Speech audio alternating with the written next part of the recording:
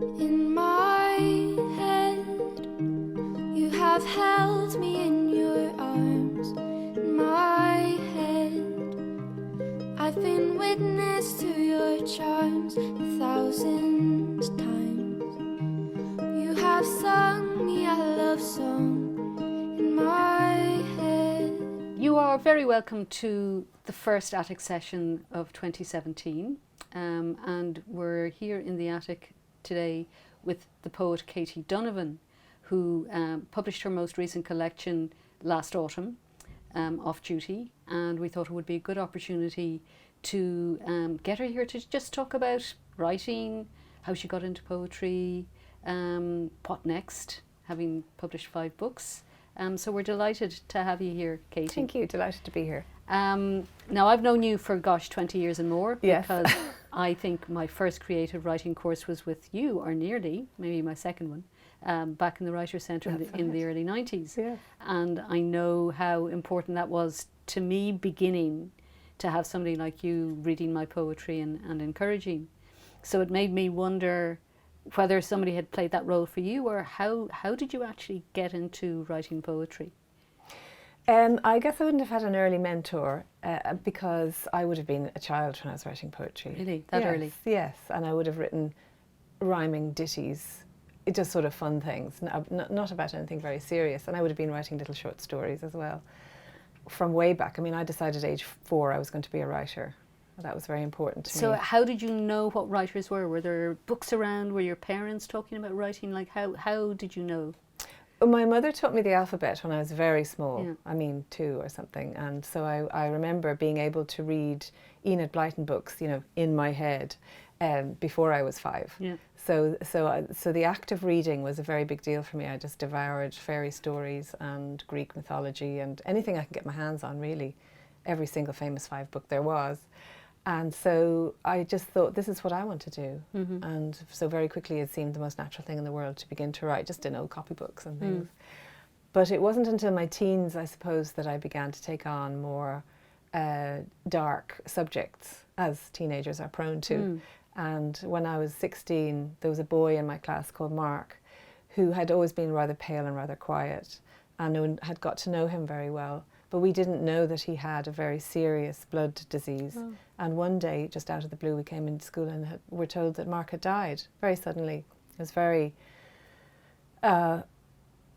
shocking for all of us. And we all went to the funeral. And I suppose also what really hit me that day was how inadequate the funeral was to address this huge shock. For me, anyway, I saw it as a travesty in terms of a ritual response to death. And it was the first real encounter Yes, for you? yes, because all teenagers think they're immortal. Yeah. And, one by one, certainly by the time they're in their 20s, they begin to realise, they lose someone special, or they have a near brush with death themselves, or something of that nature. So this was my wake-up call, I suppose. And so I wrote what I considered to be my first real poem, in that it wasn't a ditty, it wasn't a nonsense rhyme. It was about one of the big themes, which has been consistent in my work ever since, the theme of death and loss and missed opportunity. So I really go back to that poem for my starting point. And I didn't have a mentor. I had an aunt and an uncle who were both novelists in London. I thought they were very cool and sophisticated.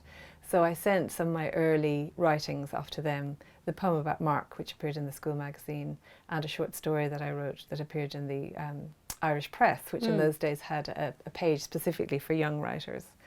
And so I got some feedback from them, and they liked the short story, but my aunt was a little critical of the poem. She said, well, I think actually if you had compared it to the death of a young boy from violence in Northern Ireland, it would have been more interesting. Oh, okay. And because that was something I wanted to ask about, when you get that first poem on paper, like, you suddenly become aware, okay, now there will be an audience, and some people will know me, my family, what will they think? How bothered were you by a reaction like the one your aunt had? Did it? I suppose I was blissfully unaware, and I think I'm still like that, that I go into this bubble of writing and I don't think particularly about how it will relate to the outside world, possibly until at the moment at which the two collide and I'm going, ooh, I suppose, yes, people are going to be reading this and talking about it, and how am I about that? And then I begin to feel a bit uncomfortable. But I'm a bit naive, I suppose, at the beginning. I just let loose with the writing without thinking about consequences. There have been poems that I haven't published because I was thoughtful that the person mentioned in the poem may not want that kind of exposure. So I haven't always been totally naive. I have thought a little of consequences. Well, you know, I suppose naive is one word for it. Maybe another is just the wisdom not to censor yourself before you start. Yes. And that, you know, it is just important to get the thing down first. Yes, and it is the writer's dilemma always. That is a big, thorny, old, never-ending topic for writers. So was that the point when you began to think of yourself as a writer too, or how did that develop? Well, there was a sort of inevitability to the more writing I was doing, and I was doing more as I got older, that I wanted an outlet for it. You know, that was important and made me very proud to be published. But there was awkwardness with my peers in school, particularly. I wouldn't have gotten direct feedback, particularly from the publication in the Irish Press. But in the school magazine, yes, it was pretty immediate. And one of my poems was written in anger and despair about having, you know, serious debilitating period pain once a month. And it had the very dramatic title, Because I Am a Woman, which of course I would never use now. But then I felt was very declamatory and, you know, made my statement. And some of the girls in my class just thought I was absolutely mad and were so embarrassed for me and were giving me these askance looks, because I was talking about something which nobody really should have been talking about, they felt.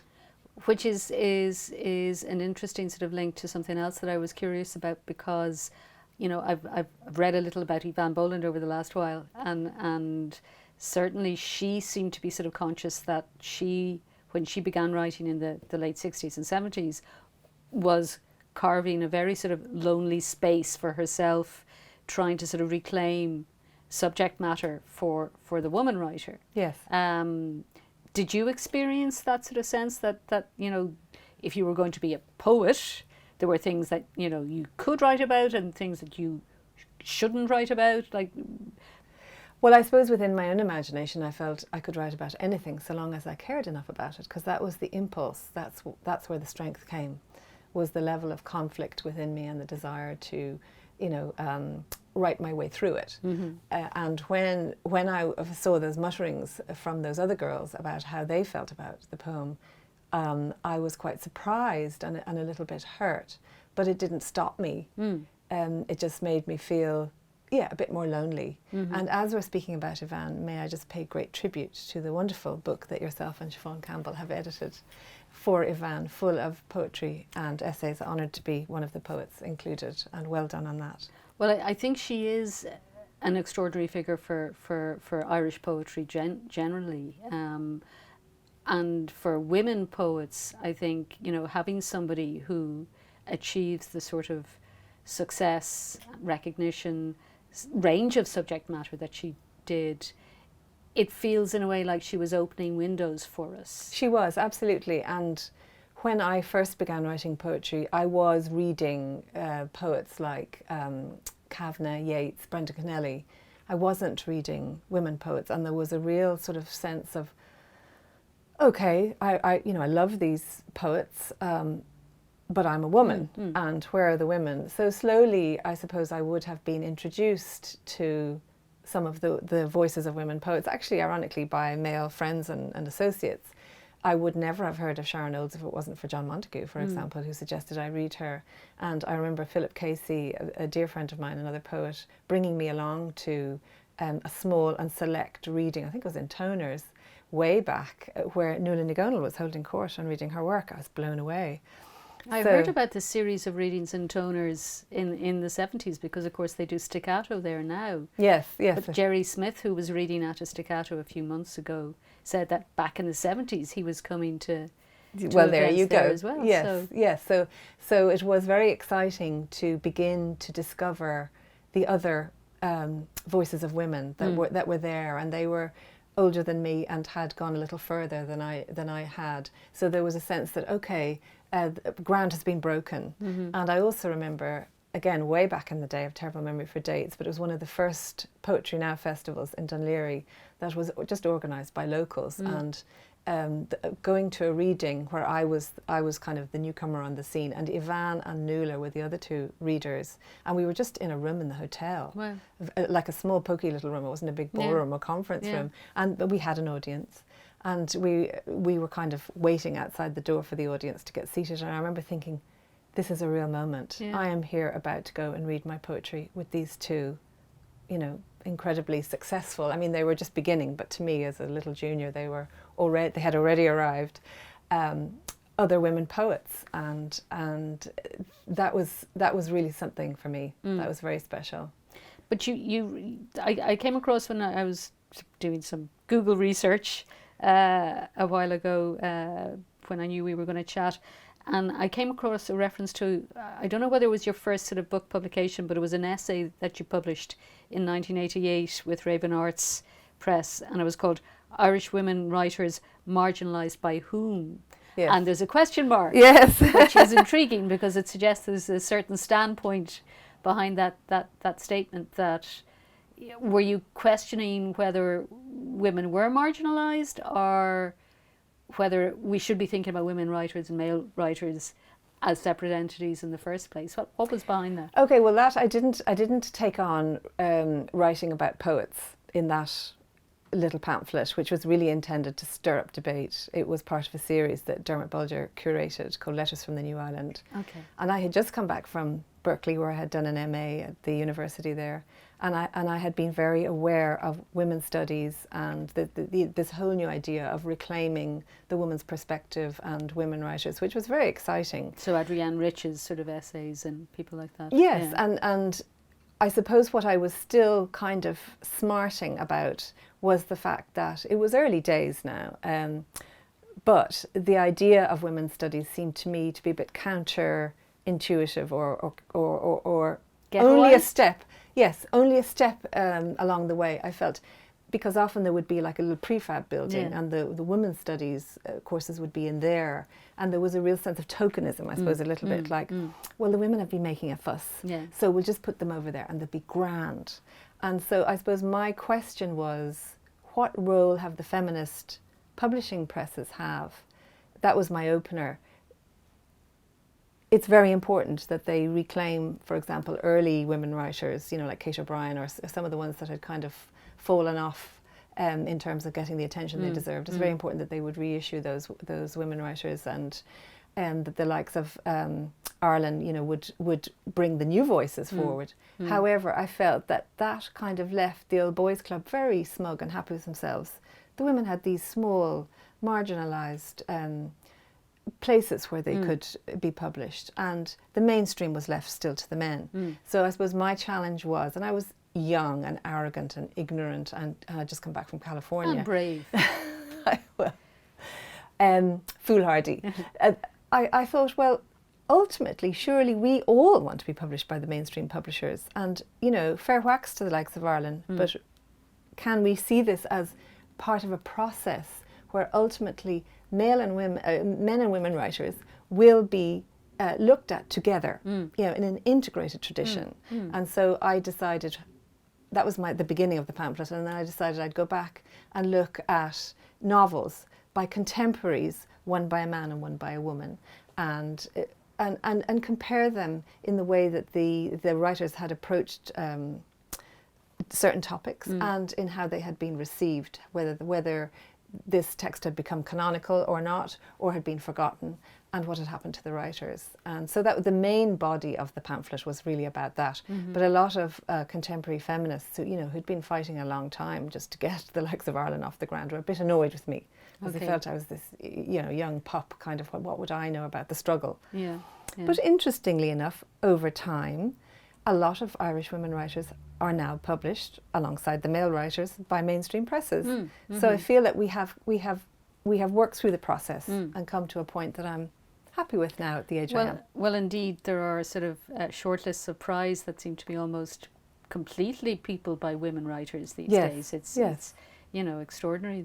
And certainly in the 90s, there's a real sense of the women poets have arrived, and in fact we're not really interested in the men anymore. Now I know that didn't go on forever. It was sort of like a backlash, but that was very exciting to begin to be publishing in the 90s and to feel there was this welcome. And obviously it was all set up by the likes of Nuala and Yvonne, and Yvonne would have been particularly nourishing and gone out of her way to bring those of us in the next generation along. She wasn't selfish. She was going places and she was bringing us too. You know, she would have written a lovely blurb for the back of my first collection and would have encouraged me to submit to North American journals. And I know she did that with a lot of other poets. She was very generous. Yeah. So your first collection was published by Blood Axe, the Newcastle-based publishing house, and you've continued to publish with them throughout your poetry publishing career. That's right. So why did you go there, I suppose, in the first place, and what's it like having a relationship with the one publisher over that length of time? Like, how, you know, well, that's a lengthy question. Let's ask first of all how it happened. Well, I suppose I was producing a lot of poetry, and when I came back from having done my master's in Berkeley, my first feeling was I don't want to do a PhD, because the poems that I'd written, ironically, when I was doing an academic MA, were what excited me almost more than the academic work I'd been doing. So I thought, this is something I want to keep doing. And I continued to produce poetry and be very excited by it. I attended a workshop called The Oak, which I met in the Oak pub on Dame Street. And I had a lot of contemporaries there, like Siobhan Campbell, your co-editor of the Yvonne book. It turned into the Dublin Writers' Workshop subsequently. That's the Oak, yes, indeed. Yes, and Jean O'Brien, and many writers who have gone on to publish Mairead Maeve, for example, and do very well. This was our stomping ground. We were all equals. There was no kind of older figure who came in and sort of guided us. We guided each other.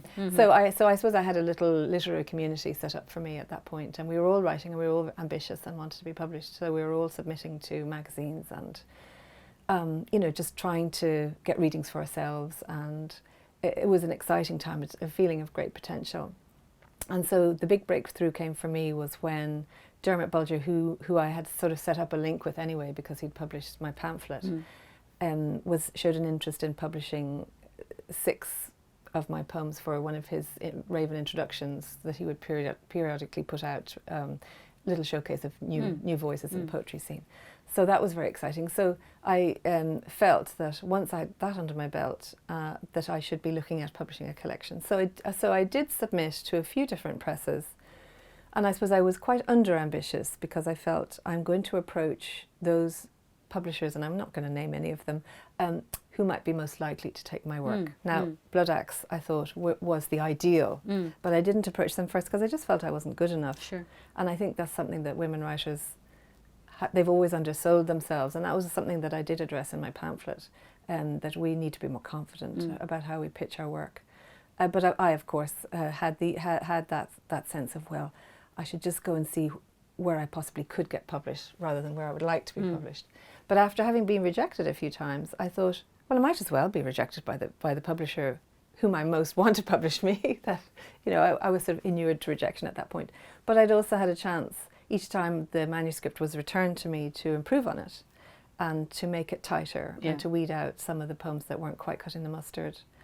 So that by the time I submitted to Blood Axe, I think that first book, Watermelon Man, was as good as it was going to be. Of course, one always, as you know yourself, looks back on the first couple of collections and goes, well, there's a few weaklings in there, and you know, maybe I would have been better to wait. But I'd waited quite a long time at that point. It was 1993, you know, I was already in my 30s. And I think there is the process has to end somewhere. I think, you know, you can tinker and tinker and tinker, and you know, people like Yeats went back constantly throughout their life and changed stuff. But I think just to move on, you have to kind of let the thing go, and you know, aspire that the next one is better and the next one, and So what was it like having that first full book of poems out there? Did it change your kind of attitude to poetry, to performance, to people's reactions? I don't think so particularly. I mean, I would have given quite a few readings at that point anyway. So I would have gotten used to the idea of having to stand up and read my work and enjoy. I enjoy that aspect. I know some writers find it excruciating, but I like it. I like the live interaction.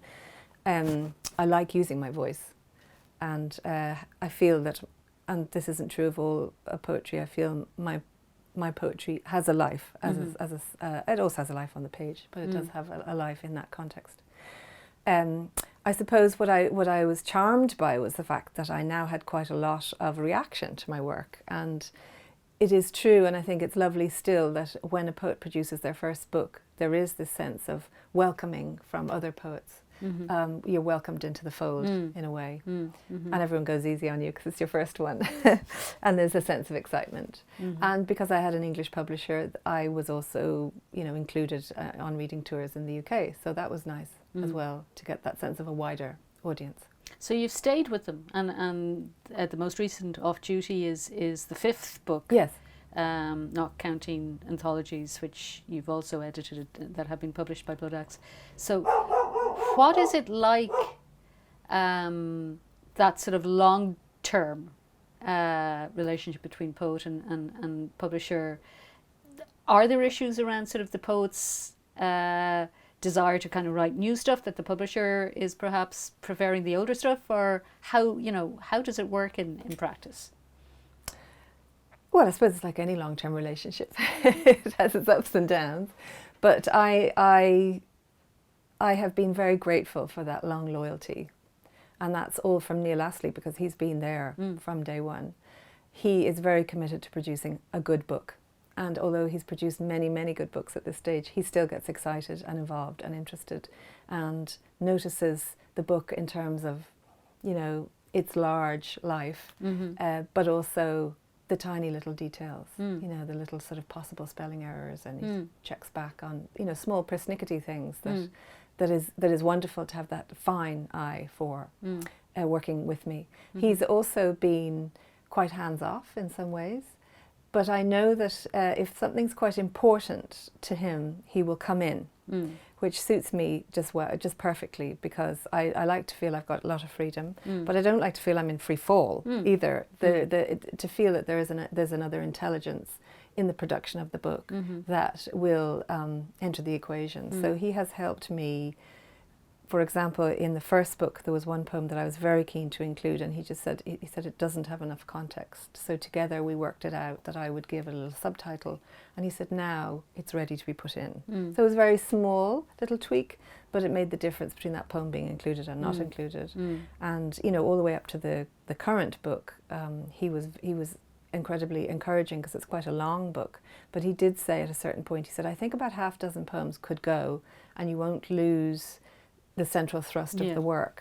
But these poems could be held over to the next one. They just aren't quite germane to the overarching theme, and we bargained a little, because there was one of the ones he said might be contender to go that I was very fond of. So I said, well, I'll take those 5 out, but maybe I'll take this other one out instead of this little favourite that I want to keep. And so he said, that's fine. Okay. And that was very useful to me, to have that, to be able to have that discussion. Yeah. It is a really important aspect of the publishing poet relationship, that there's also mutual trust there, and understanding and giving the other person the sort of space to develop or change, or that is very important. So this new book, Off Duty, has a very tough subject matter, because a lot of it deals with the illness and death of your husband. Yes.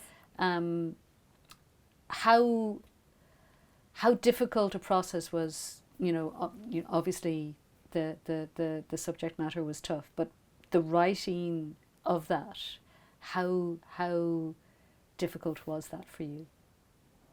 Well, I suppose the writing, the first drafts of everything that I wrote for the book was not difficult. It was helping me to keep my sanity, really, because there were many things that I was feeling, always conflict, during the long process of his illness before his death. I mean, we're talking nearly 6 years, that I could not say in any other way.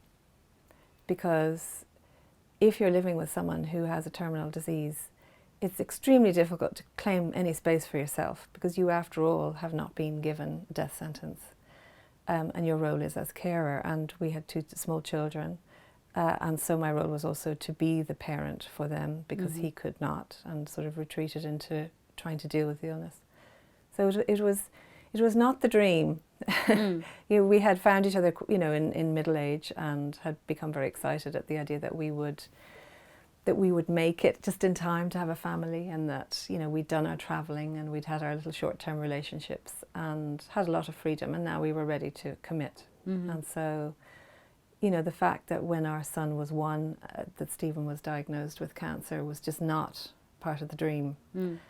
And so it was very hard to negotiate, particularly the fact that the cancer went in stages. So there would be, the all clear would be given. So there would be a sense of, okay, well, we can draw a line under that, and we can go back to having our happy family and release your breath. And and sort of say that was very hard, but that's over now. And then there would be the news that no, in fact, the cancer was back. Okay. And then there would be some new approach, and we would put our hopes on that.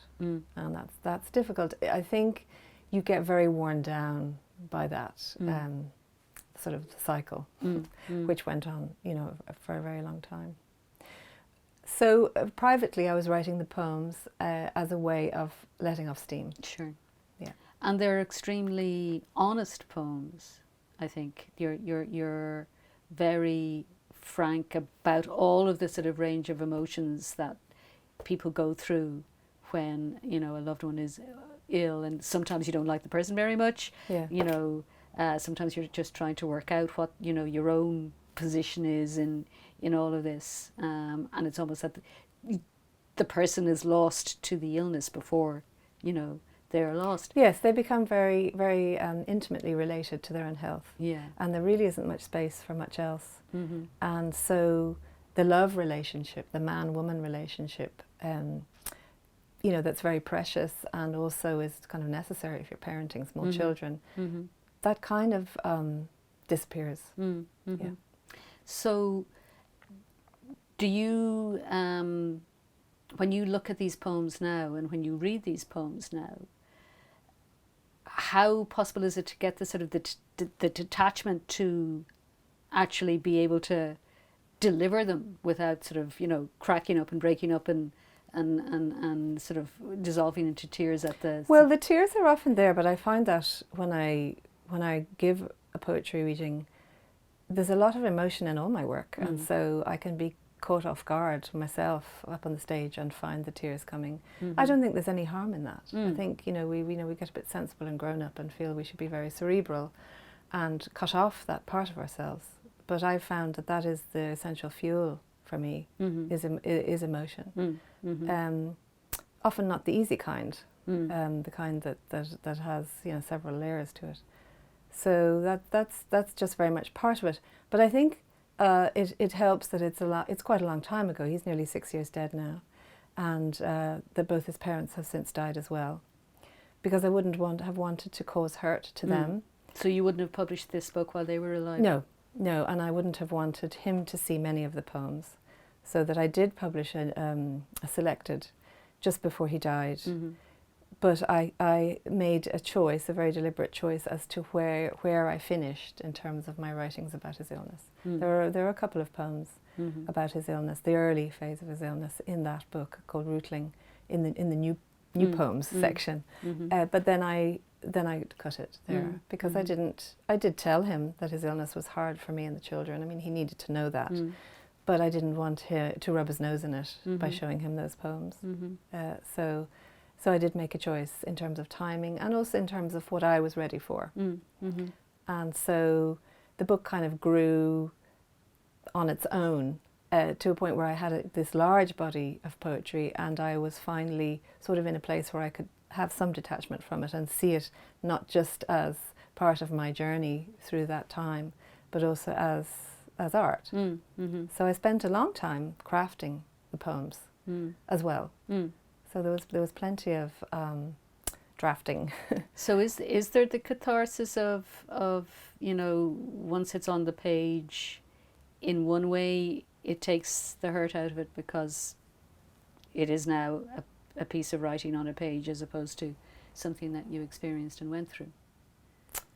It's difficult to be so cut and dried about it, because I know when I was doing the drafting that, you know, I'd have waves and waves of feeling as I was, you know, attempting to be forensic as one has to be when one is drafting and sort of cutting and moving things around. Mm-hmm. So I found it, I think that was hard, particularly hard with this book. Mm-hmm. Yes, because I was reliving it each time. Mm-hmm.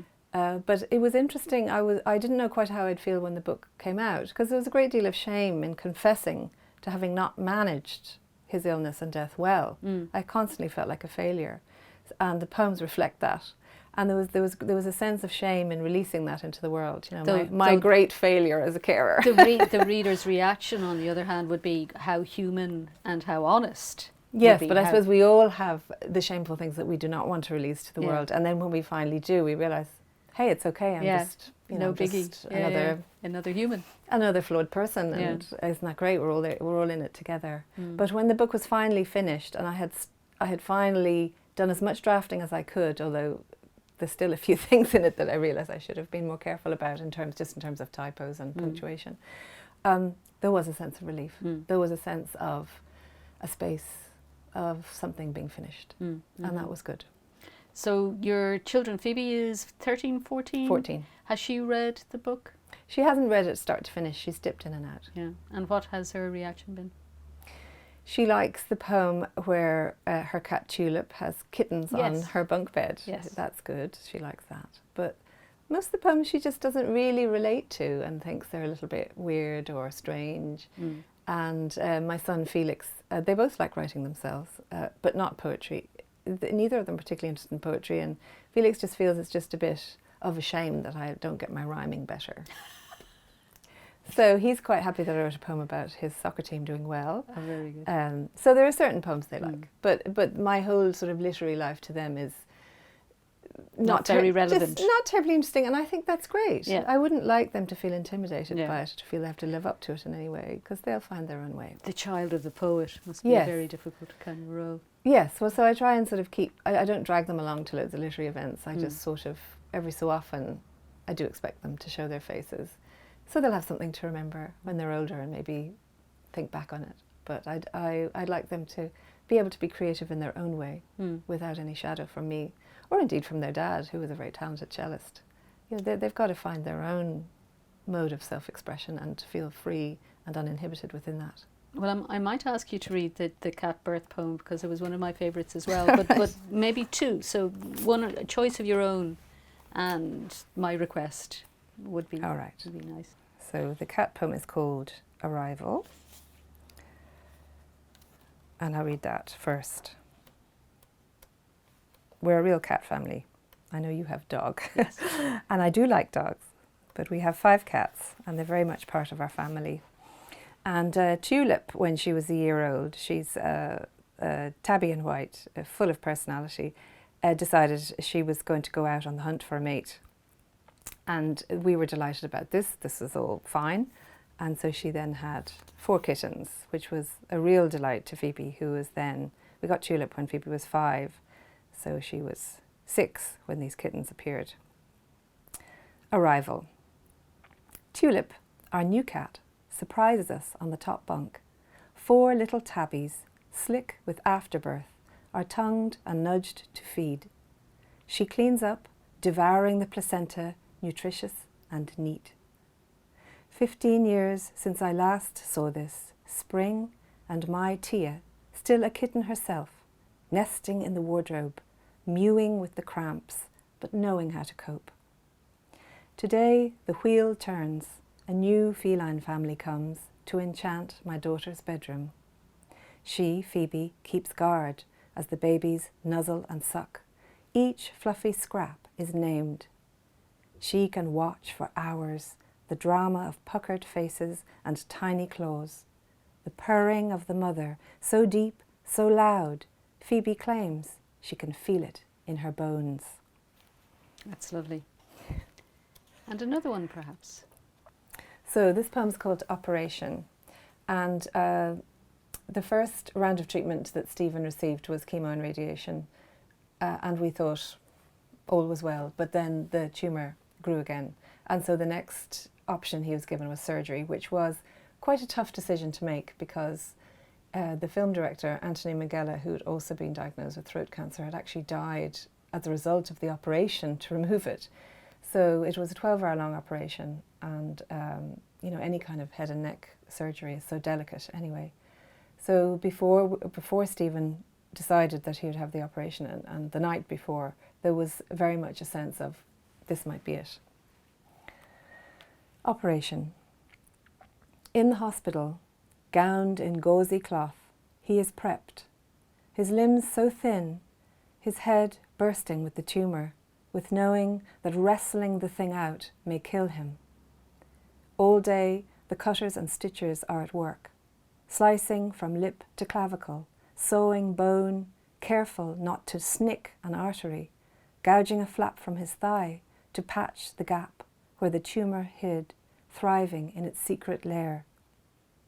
When it's out and they have fixed the jaw with a steel plate, riveted the long L shape of the wound, he lies arrayed with tubes and drains.